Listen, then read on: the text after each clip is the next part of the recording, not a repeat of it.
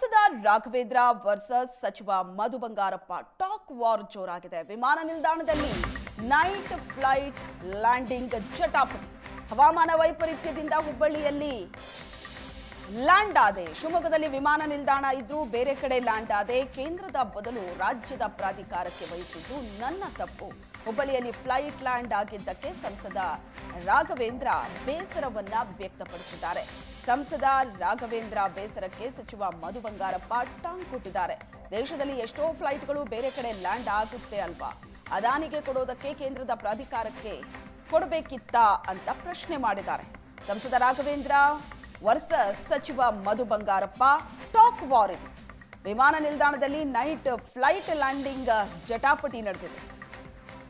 ಹವಾಮಾನ ವೈಪರೀತ್ಯದಿಂದ ಹುಬ್ಬಳ್ಳಿಯಲ್ಲಿ ಲ್ಯಾಂಡ್ ಆದೆ. ಶಿವಮೊಗ್ಗದಲ್ಲಿ ವಿಮಾನ ನಿಲ್ದಾಣ ಇದ್ರೂ ಕೂಡ ಬೇರೆ ಕಡೆ ಲ್ಯಾಂಡ್ ಆದೆ. ಕೇಂದ್ರದ ಬದಲು ರಾಜ್ಯದ ಪ್ರಾಧಿಕಾರಕ್ಕೆ ವಹಿಸಿದ್ದು ನನ್ನ ತಪ್ಪು ಅಂತ ರಾಘವೇಂದ್ರ ಬೇಸರ ಹೊರ ಹಾಕಿದ್ದಕ್ಕೆ ಅದಕ್ಕೆ ಮಧು ಬಂಗಾರಪ್ಪ ಕೌಂಟರ್ ಕೊಟ್ಟಿದ್ದಾರೆ. ಡೆಲ್ಲಿಯಿಂದ ಬರಬೇಕಾದ್ರು ಹುಬ್ಳಿಗೆ ಬಂದು ಶಿವಮೊಗ್ಗ ಬಂದೆ, ಬೈ ರೋಡ್ ಬಂದೆ. ನೋವಾಗುತ್ತೆ. ನಮ್ಮ ಶಿವಮೊಗ್ಗದಲ್ಲೇ ಏರ್ಪೋರ್ಟ್ ಇಟ್ಕೊಂಡು ನಮಗೆ ನಾವು ಇನ್ನೊಂದು ಕಡೆ ಹೋಗಿ ಬರೋಂಥ ಸ್ಥಿತಿ ಬಂತಲ್ಲಪ್ಪ ಅಂತೇಳಿ ಯೋಚನೆ ಮಾಡ್ತಾ ಇದ್ದೀನಿ. ಈ ಸಮಯ ಇಷ್ಟು ಮಾತ್ರ ಇವತ್ತು ನಾನು ದೊಡ್ಡ ತಪ್ಪು ನಾನು ಮಾಡಿದ್ದು ಅಂದರೆ ನಮ್ಮ ತಂದೆ ಮುಖ್ಯಮಂತ್ರಿಗಳು ಇದ್ದಾಗ ಶಿವಮೊಗ್ಗ ಏರ್ಪೋರ್ಟನ್ನು ರಾಜ್ಯ ಸರ್ಕಾರ ಮೇಂಟೆನೆನ್ಸಿಗೆ ಕೊಟ್ಟಿದ್ದೆ. ನಮ್ಮನ್ನ ಎಲ್ಲ ಒಂದು ಕಡೆ ನಾನು ತಪ್ಪು ಮಾಡಿಬಿಡ್ನ ಅಂತೇಳಿ ಒಬ್ಬ ಸಂಸದರನ್ನು ನನಗೆ ಅನಿಸ್ತಾ ಇದೆ ಇವತ್ತು. ಯಾಕೆಂದರೆ ನಮ್ಮ ಏರ್ಪೋರ್ಟ್ ಅಥಾರಿಟಿ ಆಫ್ ಇಂಡಿಯಾಕ್ಕೆ ವಹಿಸ್ಕೊಟ್ಬಿಟ್ಟಿದ್ದಾರೆ ಪಿನ್ ಟು ಪ್ಲೈನ್. ಇವತ್ತು ಆದಷ್ಟು ಬೇಗ ಆಗ್ತಾಯಿತ್ತು. ಹಾಗಾಗಿ ಇವತ್ತು ಒಂದೊಂದು ಕೋಟಿ ಬೇಕು ಅಂದರೂ ಕೂಡ ಇವ್ರ ಕ್ಯಾಬಿನೆಟ್ ಮೀಟಿಂಗು, ಟೆಂಡರು, ಪ್ರೋಸೆಸ್ಸು. ನಾನು ಇಷ್ಟ ಈಗ ಹೇಳ್ತಾ ಇರೋದು, ಮೊನ್ನೆ ನೈಟ್ ಲ್ಯಾಂಡಿಂಗ್ ಫೆಸಿಲಿಟಿ ಇಲ್ಲ ನಮ್ಮಲ್ಲಿ. ಇನ್ಸ್ಟ್ರೂಮೆಂಟ್ ಬಂದಾಯ್ತು, 3 ತಿಂಗಳಾಯಿತು. ಒಂದು 2-3 ಕೋಟಿ ಬೇಕು ಕಾಮಗಾರಿಗೆ. ಅದು ಟೆಂಡರು ಅಂತೇಳಿ 2-3 ತಿಂಗಳು ಸಮಯವನ್ನು ಹಾಳು ಮಾಡಿದೆ. ಇಲ್ಲಿ ನಿರ್ಮಿತಿ ಕೇಂದ್ರಕ್ಕೂ ಯಾರಿಗೋ ಕೊಟ್ಟರೆ ವಿತೌಟ್ ಟೆಂಡರು ಅವರು ಇಂಪ್ಲಿಮೆಂಟೇಷನ್ ಮಾಡಿ ಮುಗಿಸೋದ್ಲ ಹ್ಯಾಂಡ್ ಓವರ್ ಮಾಡ್ತಾರಪ್ಪ.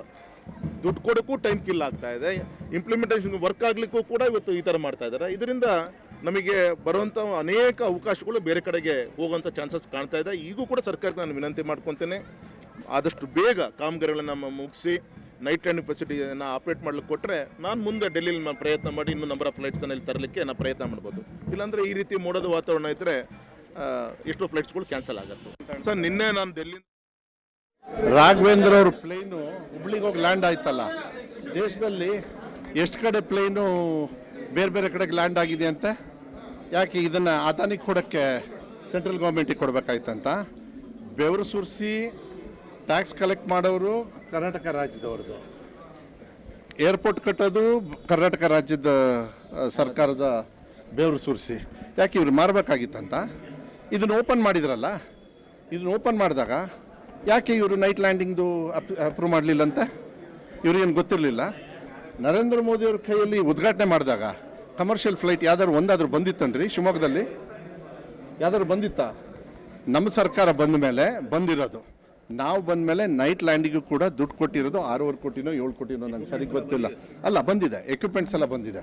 ಆಮೇಲೆ ಇನ್ನೊಂದು, ನಾವು ಇದನ್ನು ಲೈಟಿಂಗು ಇದನ್ನೆಲ್ಲ ಮಾಡಿಸಿ ನಾನು ರೆಗ್ಯುಲರಾಗಿ ನೋಡ್ತಾ ಇದ್ದೀನಿ.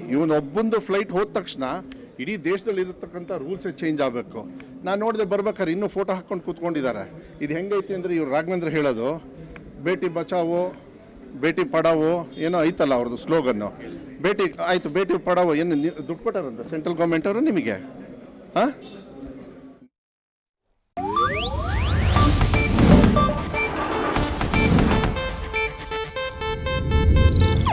ಇದು ಏಷ್ಯಾನೆಟ್ ನ್ಯೂಸ್ ನೆಟ್ವರ್ಕ್ ಪ್ರಸ್ತುತಿ.